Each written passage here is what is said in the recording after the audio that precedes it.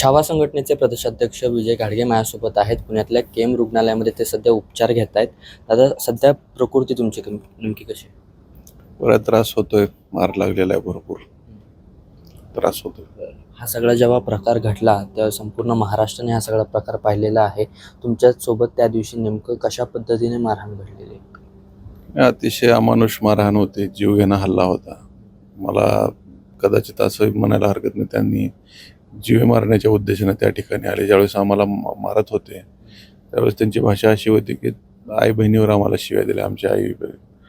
आणि असं बोलण्यात आले की तुला खलास करू आम्ही, तू आमच्या नेत्याच्या अंगावर पत्ते टाकला, असं केला, तुला संपवून टाकू, ही भाषा होती त्या लोकांची. आणि ते व्हिडिओमध्ये आहे, पण अनेक चॅनलने दाखवलेला आहे, त्याचा आवाज पण तुम्हाला ऐकायला मिळेल. परंतु चुकीच्या पद्धतीनं मारहाण केली आणि त्यांच्यावर कारवाई कुठलीच नाही. किरकोळ कलम लावली आणि सोडून दिलं.